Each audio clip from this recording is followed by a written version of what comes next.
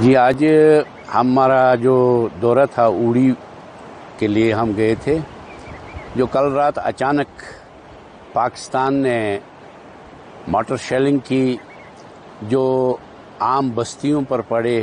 یہاں میں نے ابھی جو کلیکٹ کیا ہے جس کے لیے میں گیا تھا، ہم صرف ووٹس کے لیے ہی نہیں جاتے ہیں، ہم لوگوں کو دیکھنے کے لیے بھی جاتے ہیں کس کو کیا تکلیف ہو. تو یہاں گنگل میں 2-4 مکان ڈیمیج ہو گئے ہیں، کچھ لوگ زخمی ہو گئے ہیں. سلام آباد سے میں ابھی آیا، اوڑی سلام آباد سے میں ابھی آیا، وہاں ایک مکان بھی جل گیا ہے، 2-4 گاڑیاں بھی ڈیمیج ہو گئی ہے.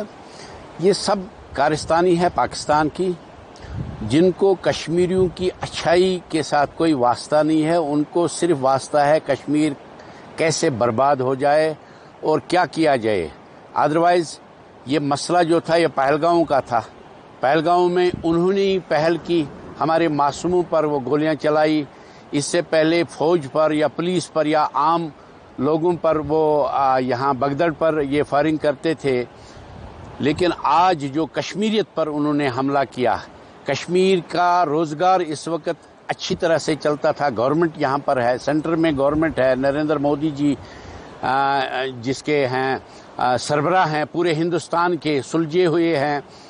اس بات پر انہوں نے، نریندر مودی جی نے ڈیفنس منسٹر، ہوم منسٹر، ہمارے پورے بھارت کے جو ہوم سیکرٹری ہیں، ان کو بلا کر ان سے مشورہ کیا تھا کہ ہم کیا کریں، کیسے کریں. لیکن اس میں جو اچانک کل رات کا جو یہ رات کے 2-2:30 بجے کا واقعہ ہوا، یہاں اوڑی میں اکثر و بیشتر لوگ رات کو جاگے رہے. تھوڑا ڈر کا ماحول، گولی سے ہر کوئی ڈرتا ہے، چاہے ہتھیار بند ہو چاہے عام انسان ہو. تو اس میں انشاءاللہ اللہ ٹھیک کرے گا، امن شانتی ہوگی اور پھر ٹھیک ہو جائے گا، پھر ویسا ہی ماحول ہو جائے گا.